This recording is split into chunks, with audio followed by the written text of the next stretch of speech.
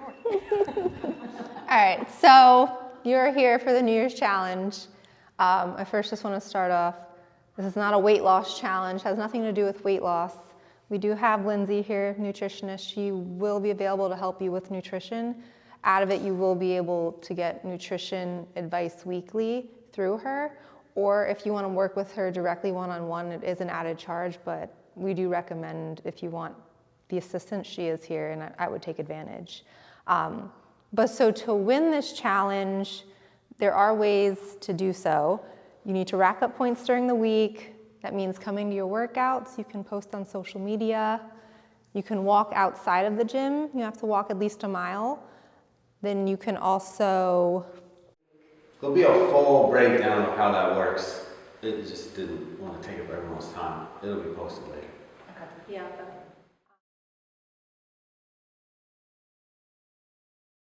Yeah, but Lindsay's gonna go into kind of what she does and what she would do for you guys. Thank you. Well, first of all, I'm Lindsay, and so feel free to ask questions. I really like interaction with everybody, so I don't like lecturing at all. And like I said, at least I have a crowd. I'm not just talking to a camera, so that's awesome. So I just opened Foster Nutrition up here in Surf City. It's actually located inside of the dental office up next to Walmart, close to Walmart, next to Fun Center Drive. Anyway, I have cards and things y'all can take if you'd like that. As far as helping out with this challenge, what I'm gonna be doing on a weekly basis is sending out just like little tidbits of information and posting little videos. Because obviously, activity is just one part of overall health and wellness. And I'm gonna be, just some of the things that I'll be talking about is, what kind of activity are we doing? Well, we're in here. What do we do outside of this particular activity? Just kind of introduction to what we call a model of change. Like, where do we see ourselves going with our nutritional status? What are our goals? How do we come back when there's like when we I'm not gonna say fall off the wagon, but I'm just gonna use that term because it's the beginning of the year, right? Like we have a goal and it didn't go how we want, but how do we get back to it without feeling like, gotta wait now, right? So we just want that consistency every single day. I am a registered dietitian, so the difference in what I do versus like a health coach is our knowledge, I went to school for quite a few years, and so all of our information is based on scientific knowledge. So I'm not into fad diets.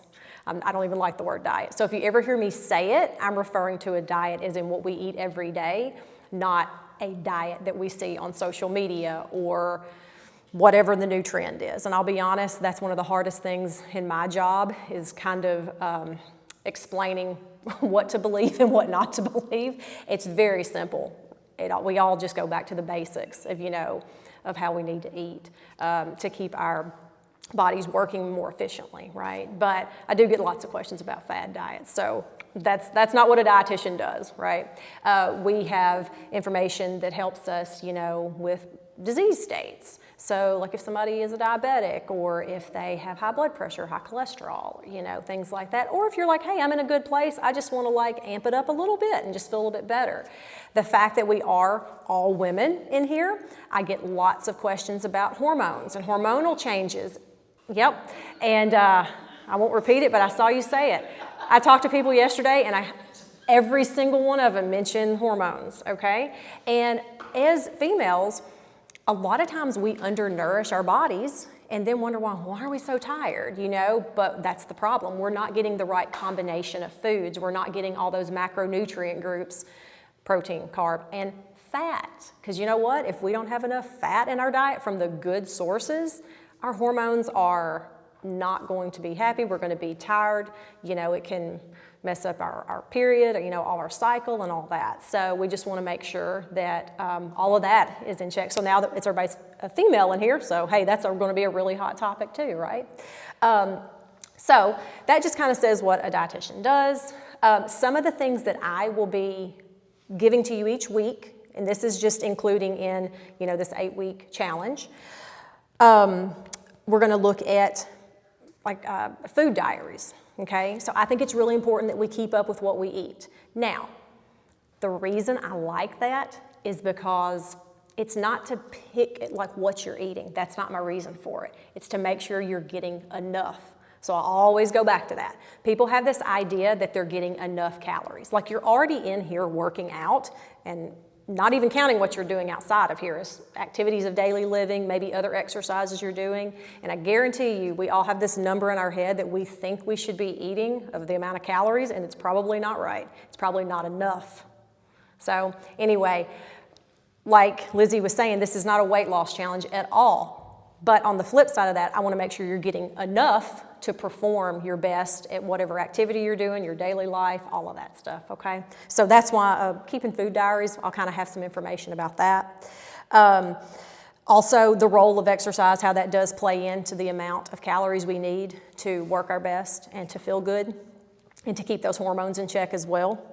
What is a healthy diet? Once again, there's that word diet because what we're eating. So what's a healthy way of eating?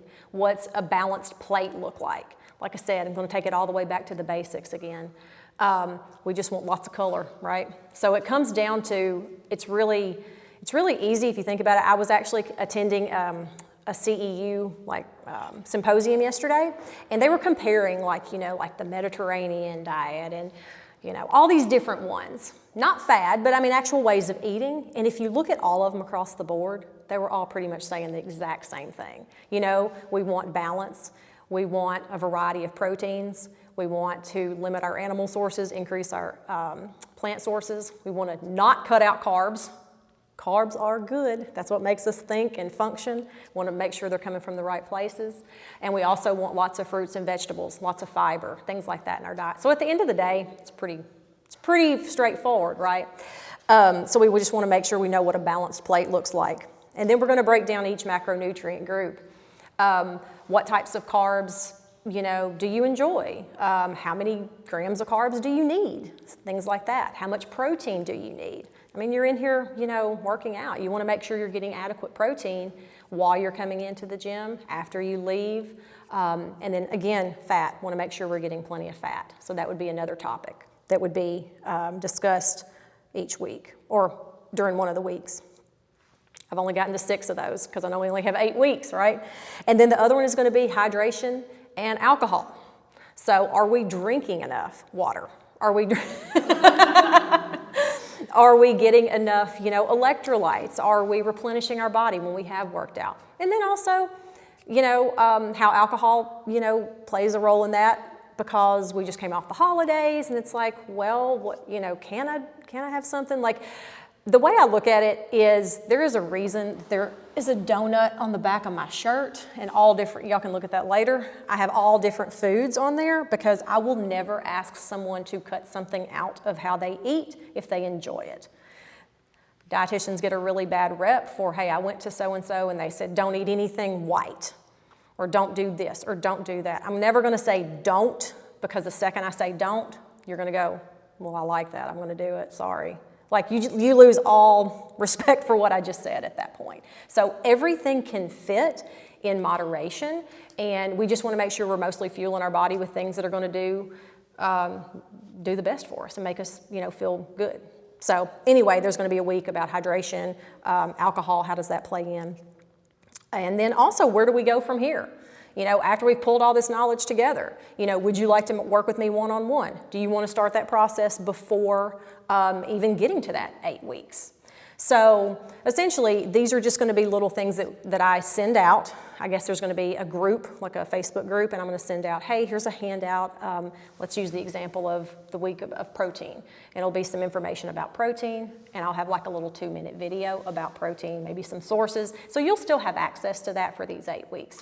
If we want to go beyond, and you work with me one-on-one, that would be more, longer sessions, initial consults and things like that. So I just said a whole lot. Do y'all have questions for me? Have you worked with a lot of women that are older and I have. they struggle with that I have. change in life where Yes. everything you did prior now does not work? Yes, that's a great question. And also, I'm glad you brought that up. So here's the funny thing. This is a new business where this is the first time I've been my own business owner. Like I'm, doing that part for the first time, but I've worked in this field since 2007. So while this is new being a business owner, and that's one thing, like I was mentioning to Stephanie earlier, yeah, but as far as clientele, I probably worked with between 400 and 500 people over the course of that time. And yes, a lot of people doing, it's been older, not older, let me see, in that area, seasoned ladies where it's like, hey, well, and I can include myself in that now. And this is really funny because over the years, it is really funny how you look at things. And you're like, you can't empathize with somebody until you're going through it yourself. And then you can go, I know exactly what you're talking about. Like, hey, why did this worked for me 15 years ago. And that's actually another really good point. When people come to me sometimes, they'll say, I'm like, well, what's your goals? And they'll tell me, and they're like, well, I want to, and they usually start with their weight, so I'm only using that as an example. I want to weigh what I did when I was 25, and I'm like, okay, is that reasonable, or I want to feel like I did when I was 25. Well, that's probably not going to happen. I mean, let's see what we can do where you are right now and work with what we got going on. I will meet you where you are, not where you were at 25. I feel like it's always the missing piece to when people want to get healthier. I feel like nutrition information is very underutilized correctly, but we see it everywhere at the same time, if that makes sense. Like it's everywhere, right? But I think, there's so much information out there, a lot of people just really do get confused. And they're like, well, my doctor said this, my PA said this, or, I've been to this dietitian and they said this. And like I said, unfortunately, sometimes the correct information isn't provided. And so that can cause a little bit of confusion. But like I said, I think a lot of times it just gets overcomplicated, really. So when you normally work with a client, like I said, whatever challenge is going on here, would you be meeting with them face-to-face once a week, or how does that? Great question. Yeah. So I prefer face-to-face, but I also know we just came out of a weird time of being virtual. So I do offer that. Yesterday I talked to people in person, but I also had to do a phone call with one person. I prefer face-to-face because, let's just be honest. The first time you meet somebody, you're up here. I'm ready. Let's do this. But a few weeks into it, our moods change. Things happen. We may not see the progress we want. And I want to start seeing if I'm getting the light closed off. So I can't see that on camera or on a phone. You know what I mean? I want to make sure if there's body language changing, it's easier to see if I'm looking directly at you versus, yeah. But for the accommodation purpose, I would, be willing to see people virtually or a telephone call, but I would rather like this, yeah, at my office. Mm-hmm. And luckily it's centralized, it's right here in Surf City, so yeah. And initially, the first consult is, 60 minutes, and then after that we do 45-minute follow-ups. And I will say, I do have packages, but, at the same time, nobody's committed. You don't have to say, oh, well, I'm definitely going to see you for 12 weeks. If you just want to do one time and say, okay, let's see how this goes. And then you can kind of go from there. You don't have to make a decision the first time you come in. You can just sit down with me and, we do some paperwork. Actually, I would send it to you first. I will say that you learn so much as doing your own business, right? And I have this site that I'm using where I put all my clients in there. And stuff has gotten so much better over the past, say, 10 years. And so now, this particular site, it's not only are you telling me what you're eating, I've had people take pictures and they're sending it to me. So this morning, I had pictures of what people ate for breakfast and for dinner, hey, this is what I ate. And I think that's awesome because when you type it out, it's okay, I can think about it, but if I see a picture of it, I can also go, oh, wow, okay, was that balanced? How much was it? Were they getting enough? So that's another component is it's not just me sitting in front of you talking for that hour or 45 minutes. If it was a follow-up, it would be you have that direct communication with me through this portal that I have, and we pretty much can chat, and you can, send me questions and show me what you're eating, or if you just have some question about exercise, hydration, whatever. Mm-hmm. Yeah. For the login, would we use MyFitnessPal? Great question. So you could. I tell people they can do it whatever they're most comfortable with, but this particular software that I have actually allows you to do that too. Okay. It's an app you can download. So it's very similar, but if MyFitnessPal is what you're comfortable with, that's what I'm saying. I always meet people where they are. So if they're like, I'm going to write everything down, that's what I would do, by the way, just because I'm old-fashioned. Like I have the calendar and like the little notebook, and I'm like, fine, then we'll look at it when you come in. If you're not comfortable with doing it, you know, via app, but if you've been using the same one, then because you're more likely to stick with it. That's the point. If I just introduce something new to you, you're like, oh, wait, I gotta learn this and do what she's asking. So, yeah. So for example, like this week, the first thing would be food diary. You know, like I said, it would be me, because we had this conversation, would it be better to watch a video of me talking about it or reading it? So we're like, we'll just do both, right? I'll just have like a little 2-3 minute video about how important it is to keep a food diary. So you can, like Brian said, you know, when you're doing this, it's in combination that you're, you know, performing better or as well as you could. And then I'll have like, you know, the next week we'll talk about carbohydrates. And then it would be just a little, you know, how important is that when you're exercising and the benefits of putting the two together. And so it would be like that, yeah. That you're gonna get no matter what from me for the next 8 weeks. And you know, if that's all you need for the next 8 weeks and you go, okay, I kind of like that and maybe I could benefit later on from doing some one-on-one, then you can make that determination later, yeah. You don't have to, like, I'm just here to help. You're gonna hear from me for the next 8 weeks, no matter what. Yeah. Is that more clear? No, they had it.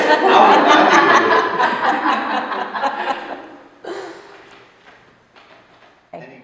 And that number is different for every single person here because it's funny, it's like they can throw out that 2,000 for everybody, but at the end of the day, when you really calculate someone's nutritional needs, you're looking at, are they male or female? You're looking at their height, you're looking at their weight, and you are looking at their age. So you're looking at all those things, and we get a base number.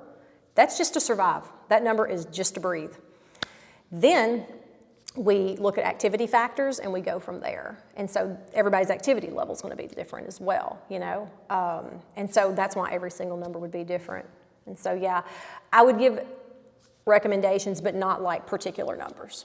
Okay. Yeah. You know what I mean? Like have a protein, have a carb, or not Yes. have a carb, not have a protein. Correct. Before you work Yep. out. That kind of stuff would be okay. And then it would be up to you to choose, you know, what you had. But yes, exactly.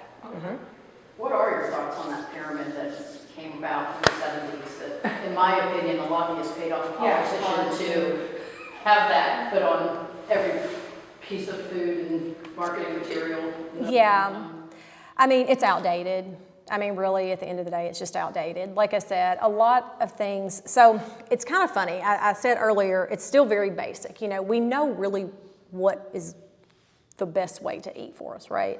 You know, we try to limit going out to eat, and if we do go out to eat, we try to make the better choices. We know the portions are just astronomically too large, right? Even if you look at the plates that we have purchased over 2 decades, think how big plates used to be and think how big they are now. Like all of that makes a difference. Because if you look at like my grandmother's plates, right.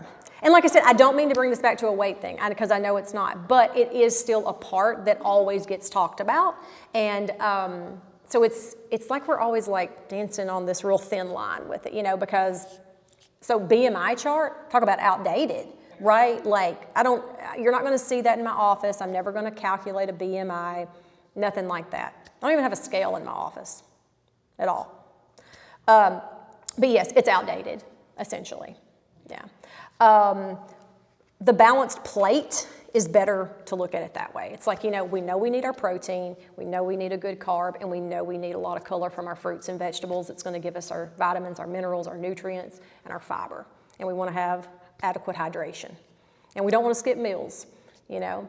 And we know that one size fits all does not work, you know, for everybody, as far as like what we eat, how we eat, and all that, so. Oh, you mean to do that? I think it'd be fun to. Yeah, okay. So the equation thing that I was talking about, just so everybody can get a loose estimate. I was gonna say I used to be a teacher, so can I get a blackboard? Now, mind you, this is how you get your basal metabolic rate, okay? This is not how many calories you need, this is just to survive, so keep this in mind, all right? So you're going to take your body weight, and you do not have to say this, I don't want to hear it, just keep it in mind. You're going to take your body weight,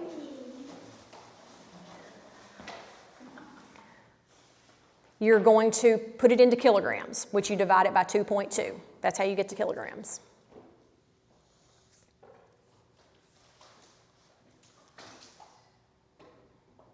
Once you get that, you're going to multiply that by 25. That just means 25 calories per kilogram. That's all we're doing. And I'll tell you the reason I give people this quick equation like we did the other day when I was here. Okay, so that's just a good example. If somebody was 150 pounds, he divided it by 2.2 and then multiplied by 25. That would be a basal metabolic rate for somebody that was 150 pounds.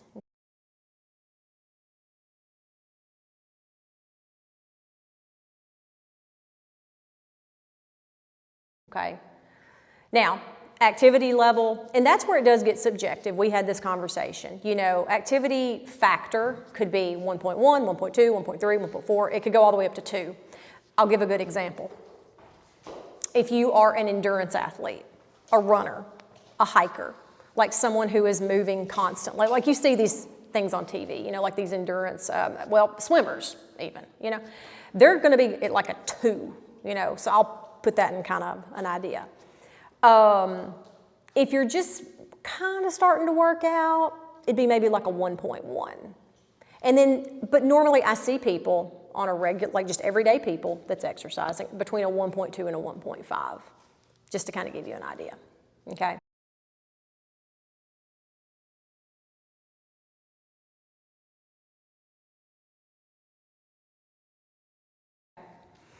Now, I understand that took none of the stuff I said as far as man, woman, you know, how old you are. I get that. I have those equations I can do, but they're super long, and I would do that in my office, because if I wrote that up here, you'd be like, okay, I didn't know I was going to school today, right? Why are we doing all these conversions? But that's just an easy way for you to do it at home, okay? Now, do you look at that and go, well, that's pretty close to 2,000?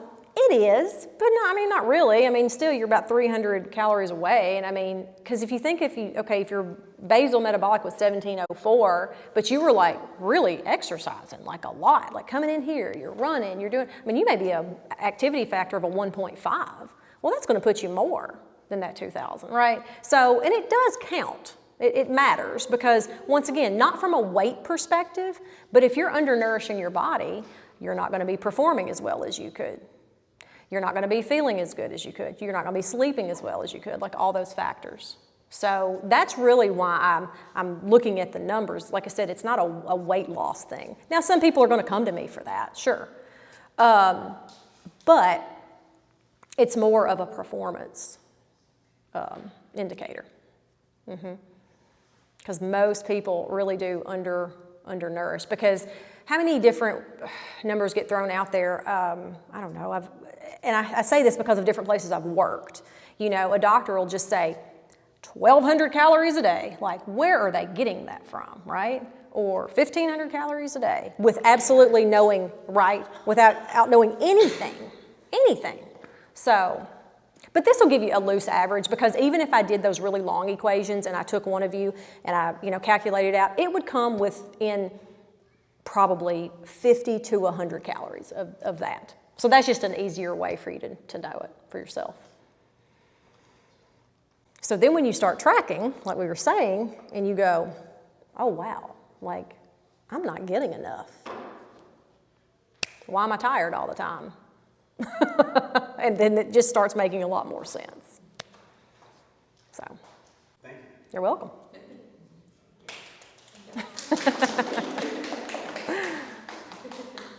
I will not watch that. I can't stand hearing myself talk.